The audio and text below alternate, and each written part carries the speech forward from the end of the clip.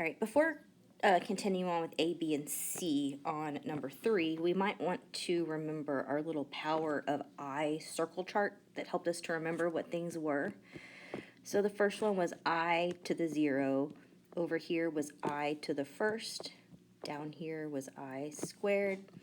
Over here was I cubed. All right, so we can remember that anything raised to the 0 power is always going to be 1, and anything raised to the 1 is always going to be itself. So that's going to be a 1 on top and an I on the right. And then we have opposites going left and right and up and down. So if the top is a positive 1, down here at the bottom is going to be -1, and we know that because I squared equals -1. We're familiar with that. So then over here, I cubed would be negative I. All right, so we're going to kind of use those to help us answer A, B, and C. All right, so to solve A, B, and C, you're going to take the power that your I is raised to, and you're going to divide it by 4. So I can say 6 divided by 4, and I get 1.5. So I have a remainder of 0.5. So I'm looking at like it's quarters, so I know that it's going to be 2 quarters, so it puts me in this category right here, which means if I had a remainder of 2 left over, then my answer is going to be -1.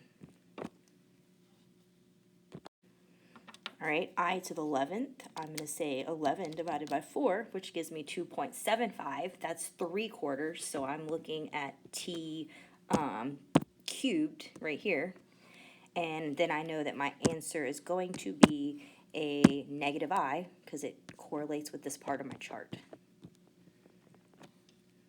All right, looking at I to the 24. 24 divided by 4 gives me a nice even 6. So if I don't have a remainder at all, I up here, and so I know my answer is going to be 1.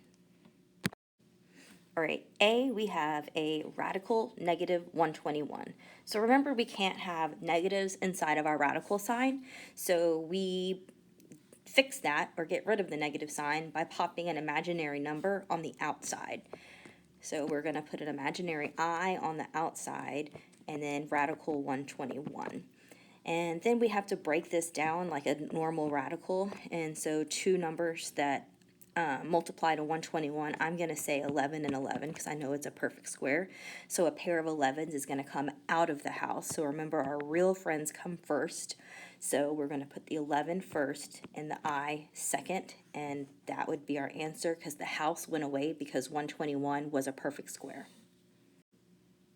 All right, looking at B, I have 162. I'm not too familiar with the factors, so I did 162 divided by x, and my y equals part of my calculator, and did second graph, and I see one of my very first options is 2 and 81, and those are good choices for me because I like 81 because it's a perfect square. So if I have 2 and 81, a pair of 9s, this is going to break down into 9 and 9, a pair of 9s is going to come out of the house, and the 2 is going to stay in the house. But we also have to make sure that we address the negative sign. So to get rid of the negative inside of the radical sign, we're going to pop an I on the outside of the radical sign. And remember, your real number comes first. So 9I radical 2. So I'm not real familiar with my radicals or my factors of 507, so I pop that into my calculator, and I see that 3 and 169 are an option for me. And I like that because I know 169 is a perfect square and it's going to pull out a pair of 13s. So I'm going to have a 13 that's going to come out of the house. But remember, this was already negative to begin with, so it's going to stay negative. I can have a negative on the outside, just not the inside.